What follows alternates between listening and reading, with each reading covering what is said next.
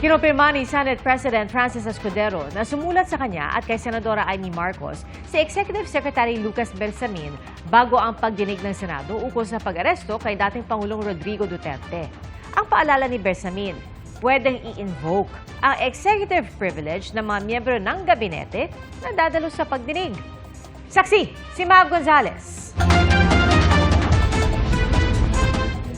Sa isang liham kay Senate President Chis Escudero, may ipinaalala si Executive Secretary Lucas Bersamin noong pagdinig sa Senado tungkol sa pag-aresto kay dating Pangulong Rodrigo Duterte.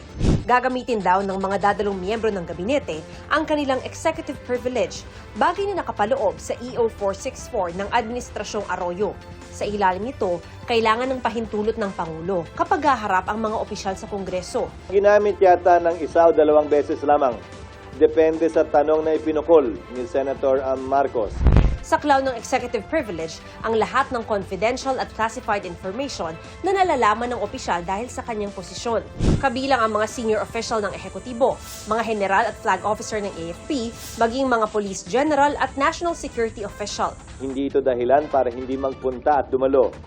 Ito'y karapatan na binibigay sa kanilang tumangging sumagot kapag pwede nilang ma-invoke ang executive privilege sa isang katanungang maaaring magbigay ng detalye ng pag-uusap ng miyembro ng gabinete at ng Pangulo. Ayon kay Escudero, na kay Senate Foreign Relations Committee Chair Senador Amy Marcos kung gusto pa niyang sundan ang pagdinig. Nitong mga nakaraang araw, may mga nakapansin na hindi binanggit ni Pangulong Bongbong Marcos ang kapatid na si Senador Amy sa mga kampanya. At huwag natin gawing alyansa lamang nitong 11 na tao, 11 na kandidato na tumatakbo bilang senador na kasama sa alyansa. Tinanong tungkol dito ang Malacanang kanina. Ang pagkakasabi lang po sa atin ay maliwanag po ang kanyang sinabi at hintayin na lamang po ang susunod na mga rally para malaman po natin kung ano po ba yung ibig niya talaga sabihin dito. Nagkaroon na po ba ng pagkakataon na magkausap sila Senator Amy and PBBM? Ayon din po kay Senator Amy ay hindi pa po siya nakikipag-usap ni Pangulo.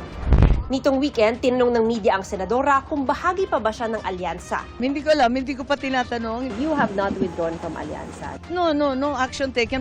Sa tanong naman kung dadalo pa ba si Senadora Marcos sa mga campaign rally ng alyansa, Papaliwanag ko lang pumasok ako sa hearing na walang balak na siraan yung administrasyon.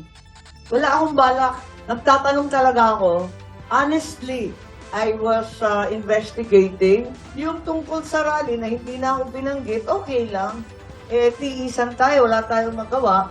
Total, sinabi ko naman mulat sa poll, baka mauwi ito sa away-away ng dalawang panig. Ayoko maipit. para sa GMA Integrated News, ako si Mav Gonzales, ang inyong saksi.